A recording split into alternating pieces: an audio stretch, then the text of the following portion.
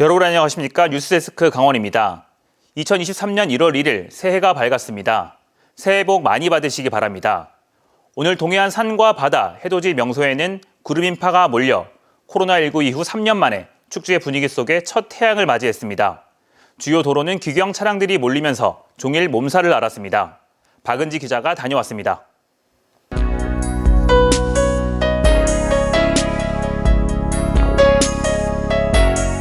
구름 한 점 없는 맑은 하늘 위로 수평선을 뚫고 붉은 태양이 떠오릅니다.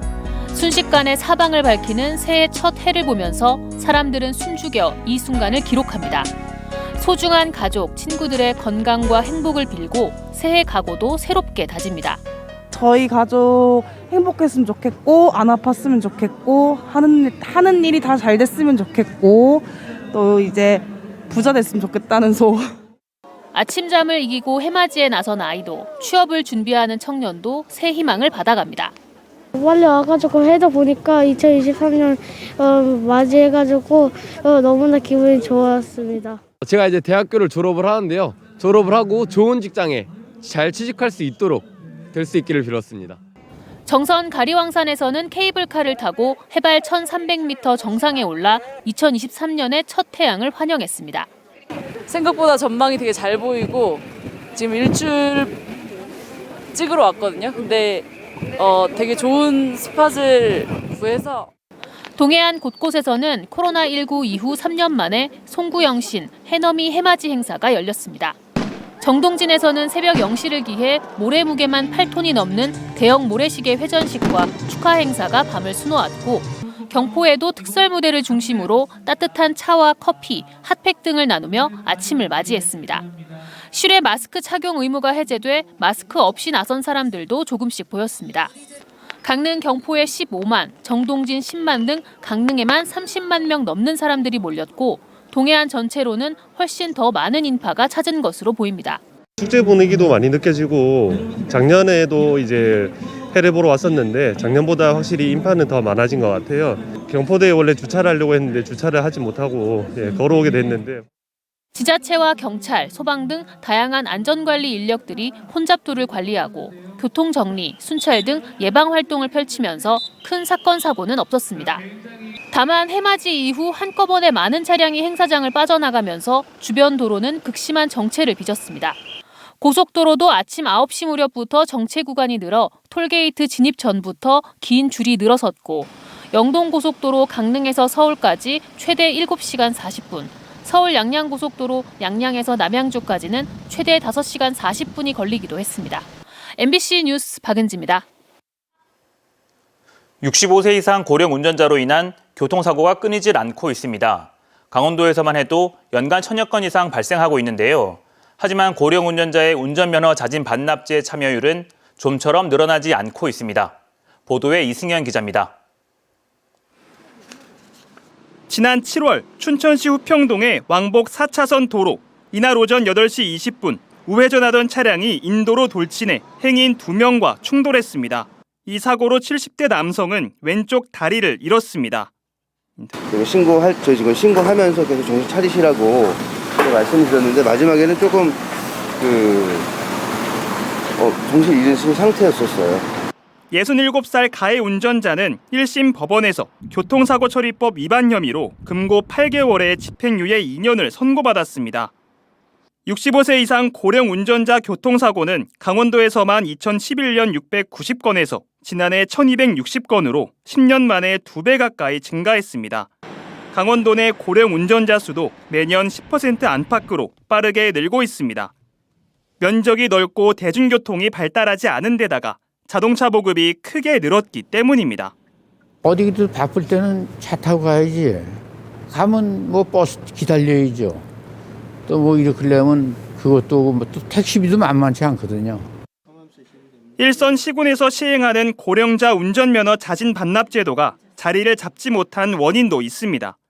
10만 원에서 30만 원 상당의 현금이나 지역 상품권을 한 번 받고 자가용의 편리함을 내려놓기에는 시간적, 경제적 손실이 크다는 생각이 보편적입니다.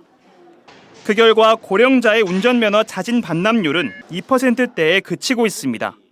수도권이나 큰 도시를 제외한 지역은 자동차를 대체할 만한 대중교통이 질적으로 양적으로 부족하기 때문에 굳이 운전면허를 반납할 실익이 없다고. 전문가들은 고령 운전자 스스로가 떨어진 운전 능력을 체감할 수 있도록 실질적인 교육과 점검을 도입하고 운전 능력에 따라 특정 시간과 장소에서만 운전을 허용하는 조건부 운전면허나 차량의 비정상적인 움직임을 제어하는 장치의 의무화까지 검토할 필요가 있다고 지적합니다. MBC 뉴스 이승현입니다. 홍천과 화천, 인제와 평창 지역 겨울 축제장의 수질이 안전하고 청정한 것으로 조사됐습니다.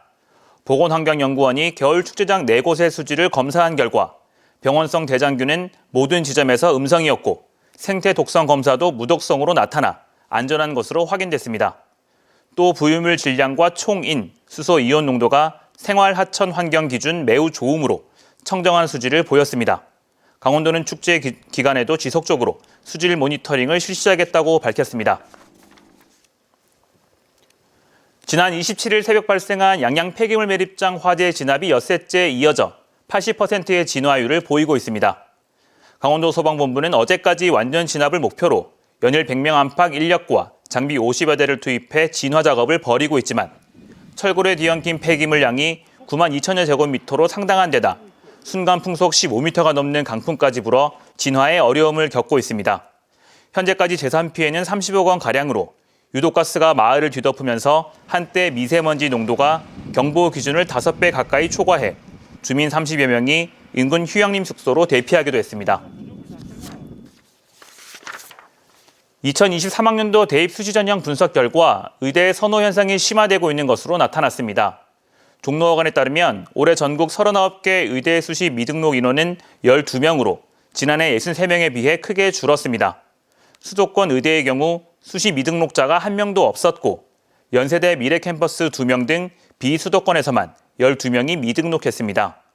올해 처음 의학계열 지역인재 의무선발 제도가 적용되면서 최상위권 학생들이 출신 지역 의대에 집중했기 때문으로 분석됩니다. 한편 지방의대, 치대, 한의대, 약학대학 지역인재 의무선발 비율은 타 지역은 40%, 강원도와 제주만 20%를 적용받고 있습니다. 도내 대학 이상 졸업자의 취업률은 오른 반면 전문대 졸업자의 취업률은 내려간 것으로 나타났습니다. 교육부와 한국교육개발원에 따르면 2021년 대학 졸업자의 취업률은 64.7%로 2020년보다 3.7%포인트 오른 반면 전문대 졸업자의 취업률은 69.7%로 70% 아래로 떨어졌습니다. 특히 일반대학원 졸업자의 취업률은 1%포인트 올라 82.4%를 기록했습니다. 코로나19 이후 국내 청년 고용 시장이 회복된 것으로 분석되고 있지만 강원도의 경우 전문대 졸업자의 취업률은 전국적인 경향과 달리 감소하는 추세를 보였습니다. 도내 일주일 평균 코로나19 확진자 수는 1,709명으로 일주일 전보다 42명 줄어든 가운데 오늘은 오후 6시 기준 705명이 확진됐습니다. 시 군별로는 춘천 202명, 원주 125명, 강릉 75명, 속초 58명 등이고 누적 확진자는 86만 1000여 명으로 도민 56%가 감염 이력을 갖게 됐습니다. 병상 가동률은 52.6%로 114개 병상 가운데 54개 병상이 남아있고 동절기 추가 접종률은 13.9%로 전국 평균 12.2%보다 다소 높게 나타났습니다. 원주시가 1월 4일부터 2023년 군 소음보상금 지급 신청을 받습니다. 군용 비행장과 군 사격장 소음 방지 및 피해 보상에 관한 법률에 따른 것으로 1월 31일까지는 소초면과 호저면, 태장이동 행정복지센터에서 2월 한 달간은 원주시청 군소음보상 사무실에서 신청 접수합니다. 원주에서는 지난해 처음으로 22,200명에게 59억여 원의 보상금이 지급됐으며 2023년 보상금은 원주시 소음대책심의위원회 심의 등을 거쳐 오는 8월 말 개별 지급할 계획입니다. 올해와 내년 2년 동안 강릉과 삼척, 태백, 평창 등 도내 4개 시군에서 모두 151대의 택시 감차가 추진됩니다. 강원도 택시감차위원회가 최근 확정한 택시 감차 계획에 따르면 강릉시는 내년까지 일반 택시 71대와 개인 택시 1대, 삼척시는 올해 일반 택시만 3대 감차할 계획입니다. 태백시는 올해 일반 택시 12대와 개인 택시 2대, 내년엔 일반 택시와 개인 택시를 합쳐 35대를 줄일 계획이며 평창군은 내년까지 일반 택시 8대와 개인 택시 14대를 줄일 계획입니다. 보상금은 일반 택시 기준 강릉시가 대당 4,400만 원, 삼척시는 4,500만 원, 태백시와 평창군은 4천만 원입니다.